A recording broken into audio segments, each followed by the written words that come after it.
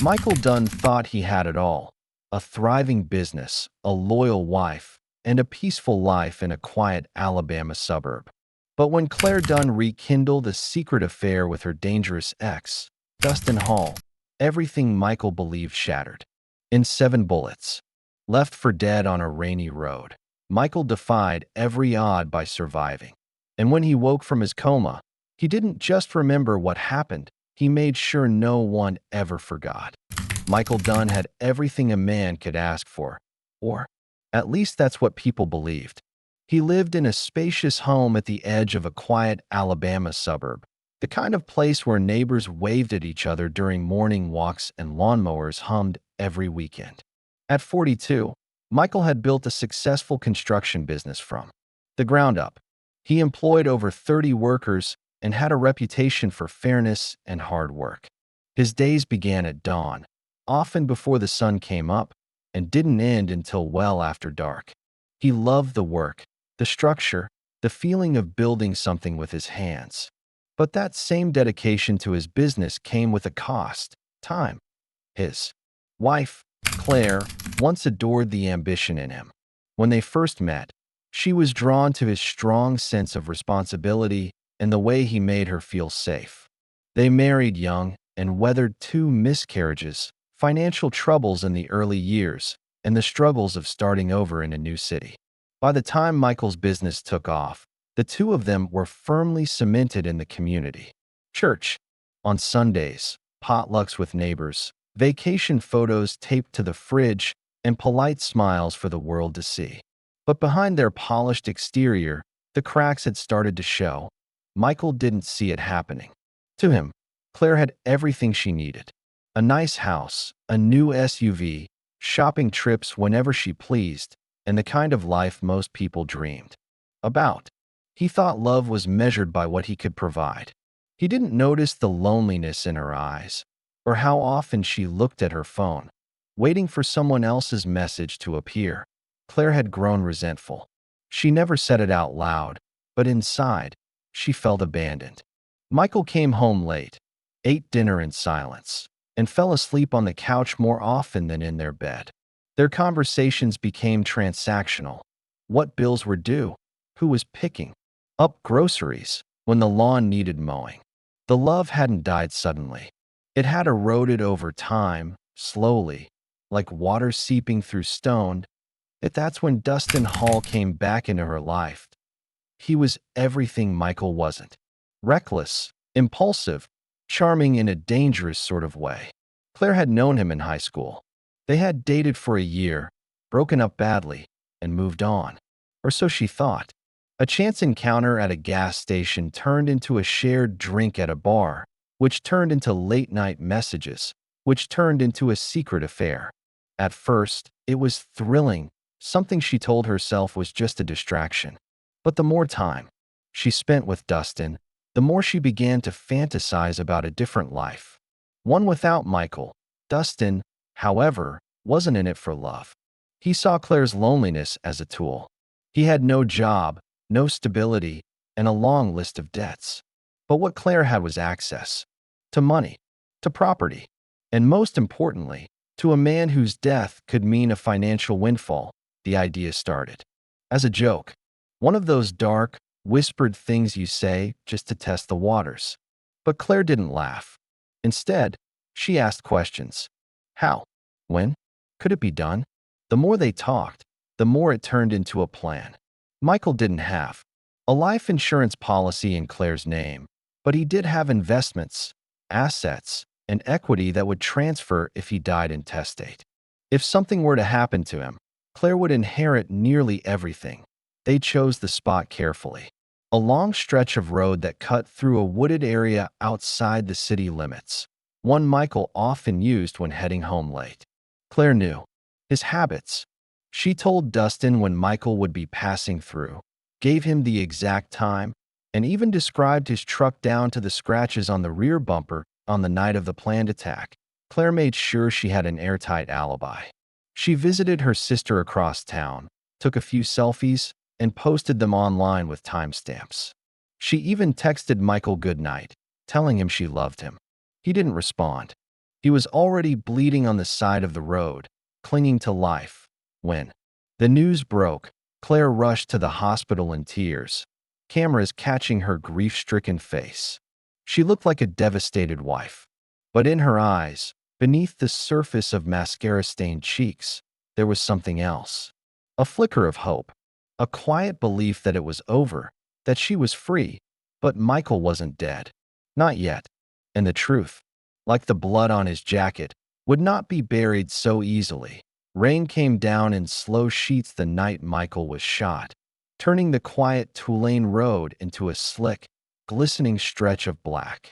He had left the construction site later than usual, locking up after his crew had gone and making one last check on equipment before heading home.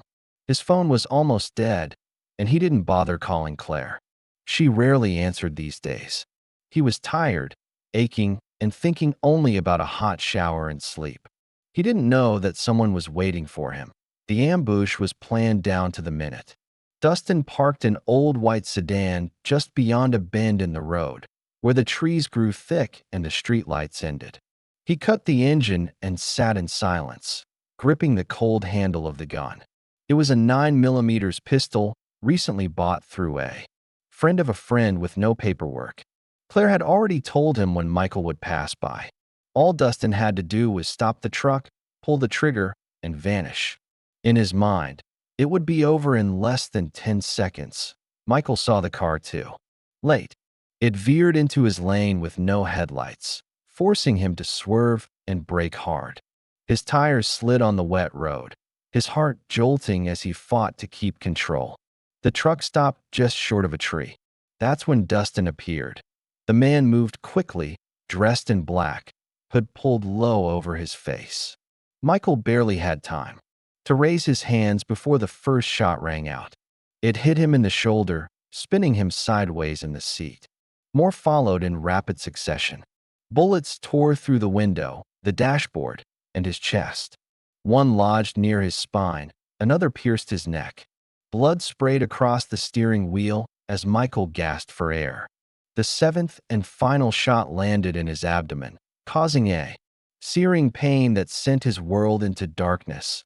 Dustin didn't speak. He didn't look back. He walked calmly to his car, started the engine, and disappeared into the rain-soaked night. He had memorized the route, avoided traffic cameras, and ditched the gun at a location he'd planned in advance. By the time the authorities would begin to piece things together, he intended to be miles away, maybe even out of state. Claire had promised they'd run, start a new life. All he had to do was wait a little longer. But fate had other plans. Roughly 15 minutes after the shooting, a jogger named Carla Brigham came down the road, her shoes splashing in shallow puddles. She spotted Michael's truck, the door open, the windshield shattered. When she got closer, she saw the blood. Her scream echoed through the trees as she pulled out her phone and called 911. Emergency responders arrived within 10 minutes. They found Michael slumped over the steering wheel, barely breathing. His pulse was faint, but it was there. He was rushed to the nearest hospital and taken straight into surgery. Doctors worked for hours, removing bullets, repairing damaged organs, transfusing blood. By the time the sun rose, he was in a coma, hooked to machines and surrounded by the sterile beeping of intensive care. Claire arrived later that morning, wearing pajamas and a look of panic. Her face crumpled as soon as she saw Michael, and she collapsed into a chair, sobbing uncontrollably.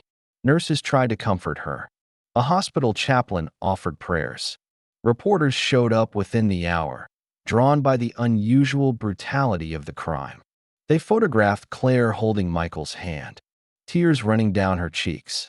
On the surface, it looked like a tragic love story, but the police weren't satisfied. From the beginning, there were details that didn't sit right. There was no robbery, no sign of a struggle. Nothing had been stolen from the truck. The attack seemed personal, intentional. When detectives began asking questions, Claire played the role of the grieving wife with precision. She mentioned nothing about problems in the marriage, never once brought up Dustin's name. and insisted Michael had no enemies. Still, investigators began to dig. They pulled Michael's phone records.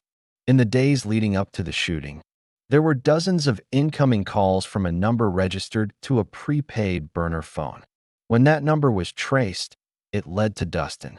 Surveillance footage from a gas station 5 miles from the scene showed Dustin buying cigarettes just 30 minutes before the attack.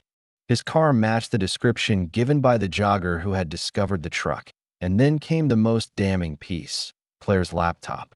When detectives secured a warrant and searched it, they found deleted messages between Claire and Dustin, hidden folders, encrypted chats, and a long string of messages that painted a chilling picture of what they had been planning. Words like freedom, plan, and done after Wednesday kept appearing. Even without a confession, the pieces were coming together. Michael remained in the coma, unaware of how close he had come to death, or how betrayal had crawled into the very walls of his home. But the investigation had only just begun, and Claire's carefully woven story was starting to come undone. 3 weeks passed, and Michael's hospital room became a place of quiet uncertainty. Machines hissed and beeped, monitoring his every heartbeat, his every breath. Doctors told Claire and the detectives that he might never wake up. The damage from the bullets was severe. One had grazed his spine. Another had torn through the edge of his lung. There was swelling in the brain, which they said could mean memory loss if he survived at all. Claire visited every day, bringing fresh flowers, whispering to him about the life they would have once he recovered. To everyone else, she looked like a broken woman praying for a miracle. But beneath the performance, she was already preparing for a future without Michael. She had met with a real estate agent to discuss selling the house. She'd made quiet inquiries about liquidating some of Michael's investments. All the while, she maintained the facade of a wife clinging to hope. But what she didn't know was that the police weren't relying on Michael to wake up. They were building their case in the background, and every lead pointed closer and closer to her. The detectives reviewing Claire's devices had uncovered deleted messages, but even more telling was her search history. Days before the attack, she had researched how to track someone's phone without them knowing, how long comas last, and even how to tell if police suspect you.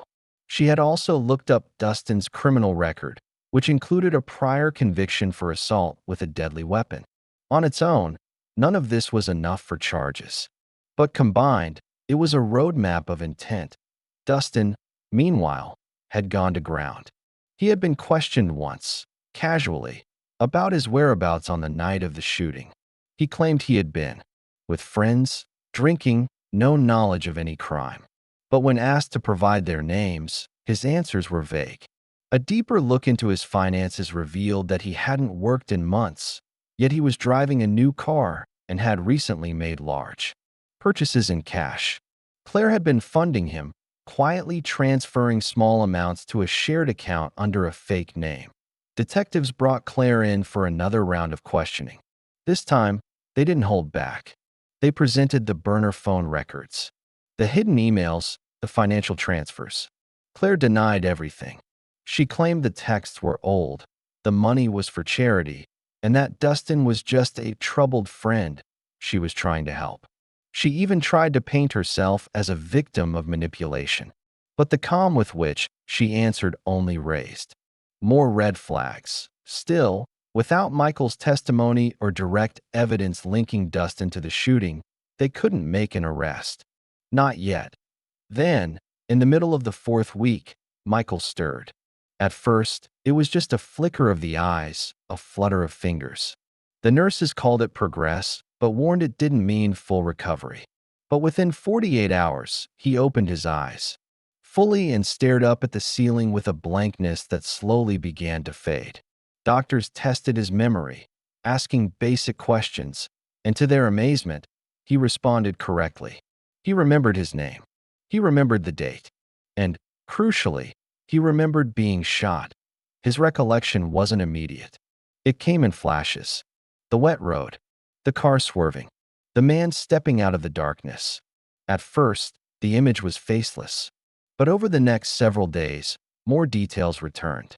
The way the man walked, the sound of his voice, and then, one morning, Michael whispered a name to the nurse standing over him. Dustin. The name reached the detectives before it reached Claire. They acted quickly. They brought Michael a folder of photographs and asked him to identify the man who shot him. His hand shook, but he pointed directly at Dustin's photo. His voice, still weak, confirmed it. Now the pieces fit. Motive, planning, and a witness. Warrants were issued. Dustin was arrested at a motel in a neighboring state, halfway through packing his things. He didn't resist. At the station, faced with overwhelming evidence, he said nothing. Not a single word. His silence spoke volumes. Claire, too, was arrested. The facade finally broke. Her mugshot showed a different version of the woman the public had seen crying at Michael's bedside. A cold, empty stare without even a trace of remorse. As news spread, neighbors watched in disbelief. The woman they had waved at for years, the one who brought cookies to community meetings, had orchestrated a murder plot so calculated it nearly succeeded. But justice had been interrupted by one thing no one saw coming: survival. Michael had come back from the edge of death, carrying with him the one thing his attackers thought they'd destroyed: his memory that Michael's hospital discharge marked the beginning of a different kind of struggle. Though he had survived the shooting, recovery wasn't just physical. The scars across his body were deep, but the ones in his mind were deeper. Each step outside the hospital doors felt unfamiliar. He had left a world where he believed he was loved, only to return to one where his wife had plotted his death. Claire, the person he once trusted above all, had been quietly dismantling his life while smiling across the dinner table. And Dustin, someone he didn't even know personally, had nearly ended him. He returned to an empty house. The furniture was untouched, the fridge still full of food that had expired during his coma, and Claire's scent lingered faintly on the sheets. She was gone, locked away awaiting trial, and yet her presence haunted every room. Michael moved slowly through the house, room by room, as though trying to understand what signs he had missed. Every picture on the wall, every anniversary card tucked in drawers now felt like part of a lie. He realized he hadn't just been betrayed. He'd been a fool to not see it coming. But he couldn't wallow in grief. The media attention was relentless. Reporters camped outside his house for weeks, eager to capture a soundbite or photograph. He refused interviews. He stopped answering calls. Friends came by with pity in their eyes, offering support, casseroles, and awkward small talk. None of it helped. He felt like a ghost in his own life. Everyone wanted to know what he would do next, but Michael didn't even know who he was anymore. Meanwhile, Claire and Dustin's legal proceedings moved forward. Prosecutors wasted no time building the case. Dustin was charged with attempted murder, illegal possession of a firearm, and conspiracy. Claire was charged with conspiracy to commit murder, attempted murder as an accomplice, and financial fraud. The evidence was airtight. Still, they pleaded not guilty. Dustin maintained silence. Claire claimed she had been coerced and manipulated by Dustin, casting herself as a vulnerable woman who had been emotionally abused. But the paper trail told a different story. The court set a date, and Michael was called as the star witness. Standing in front of a packed courtroom, he gave his testimony slowly and carefully, describing the events leading up to the shooting, the flash of the gun, the pain, and the darkness that followed. He pointed at Dustin without hesitation. When asked about Claire, his voice didn't break. He didn't cry. He simply said she had chosen someone else, and that someone had tried to kill him. The jury listened in silence as prosecutors played the recovered messages between Claire and Dustin. Phrases like, "He won't feel a thing," and "We'll be free after this," hung heavy in the air. Her attempts to portray herself as a victim crumbled. She looked small in the courtroom, her face pale, her hands trembling, but Michael felt nothing. Whatever they'd had was long dead. The trial lasted weeks, but the verdicts came quickly. Dustin was sentenced to life in prison without parole. Claire received 28 years. As the judge read the sentences aloud, Michael sat still, expressionless. There was no relief, no celebration, just a quiet end to a story that had nearly cost him his life. After the sentencing, Michael disappeared from the public eye. He sold the house and moved far from Alabama. No one knew where he went, not even his closest friends. It was as if he had vanished, choosing solitude over sympathy. But while the world moved on, rumors began to circulate in the background. Dustin, now serving time in a maximum security prison, had begun showing signs of paranoia. He requested solitary confinement. He claimed he was being followed, watched, that someone was coming for him. No one took him seriously. And then, 3 years after the trial, prison officials found Dustin dead in his cell. No signs of struggle, no forced entry. Toxicology tests found traces of a rare poison that had gone undetected during standard checks. The prison launched an investigation, but came up empty. The security footage showed nothing unusual. It was as if the man had simply died in his sleep. 2 weeks later, Claire received an envelope in prison mail. Inside was a single photo of Michael standing beside a lake, wearing sunglasses and smiling. On the back, someone had written, "Didn't bury me. You built me." The prison tried to trace the sender, but the letter had no fingerprints, no postmark. Claire never spoke of it again. But she began to deteriorate quickly, emotionally and physically. She withdrew from everyone, stopped speaking in group sessions, and refused visits. Michael never returned to public life. But somewhere out there, he was watching. He had survived their betrayal, endured their trial, and waited patiently while the justice system did its work. But when that wasn't enough, he found his own way to balance the scales. The years following the trial were quiet on the surface. Claire remained locked away in a medium security prison, her days marked by routine and silence. She had no visitors, no friends on the inside, and barely spoke to anyone. Her health began to decline, though doctors found no obvious medical cause. She stopped eating well, lost weight rapidly, and often woke up screaming in the middle of the night. Prison staff dismissed it as stress, perhaps guilt, or just the toll of incarceration. But Claire never explained what haunted her. She never mentioned the photo or the chilling words written on the back. She folded the image neatly and hid it beneath her mattress, checking it daily as if expecting it to change or disappear. Michael had become a ghost. Not in the literal sense, but to the world, he no longer existed. No social media, no press statements, no public appearances. He liquidated his assets quietly, changed his name, and moved somewhere remote, far from the people and places that reminded him of his former life. He bought a small piece of land in the Appalachian Mountains and built a cabin there with his own hands. No contractors, no help, just sweat, wood, and time. He said nothing to anyone, not even to the few friends who had stood by him. He wanted no questions, only distance. Yet even in solitude, Michael couldn't erase the past.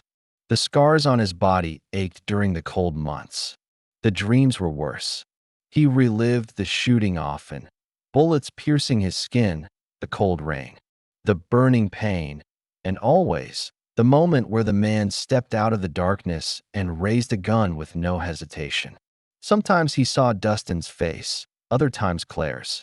Waking up from those dreams left him breathless and empty, and over time, he realized that survival wasn't enough. Closure, despite the court's verdict, had never come. Something in him shifted after Dustin's conviction.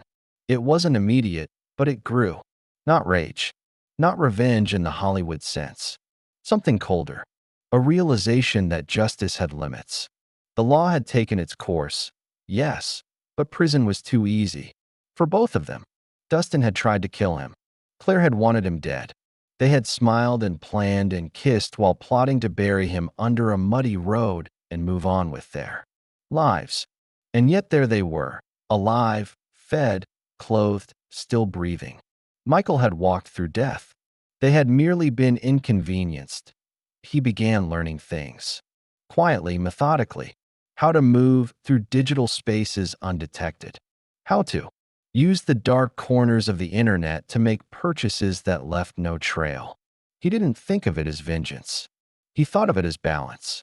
What they had taken from him could never truly be returned, but something could be taken in return. Something permanent. Dustin's death was reported in a single article buried on the back pages of a local news site. The cause was undiagnosed. Heart failure, but insiders whispered about a possible poisoning. The prison kept the investigation quiet to avoid attention. There were no suspects, no answers. The staff reviewed hours of footage, interrogated inmates, searched cells. Nothing turned up. Dustin was buried in a simple, unmarked grave. No one claimed the body. Claire heard the news from a guard who casually mentioned it in passing. She didn't respond. But that night, she sat on the edge of her bunk for hours, staring straight ahead, her hands clenched in her lap. That was when the nightmares began again. This time they didn't fade. Several months later, another envelope arrived for her. Inside was a photo of the same lake where Michael had once stood in the first picture. This time, there was no one in the frame, just the lake, quiet and still, surrounded by trees. On the back, 4 words were written in the same sharp ink, one down, one left. Claire stopped eating after that. She refused her medication. She wouldn't speak to the prison psychologist nor answer letters from her lawyer. Her cellmates said she spent hours curled up in bed, whispering to herself. Within a year, her mental state had collapsed. She was transferred to a psychiatric unit, no longer fit for standard confinement. No one came to visit her. No one asked what had happened. Outside prison walls, the world forgot the story of Michael Dunn. News cycles moved on. New tragedies took over headlines. But in the background, among the people who remembered, he became something of a myth. A man who had returned from the dead, watched the justice system play out, and then vanished without a trace. Some said he became a recluse. Others claimed he was dead.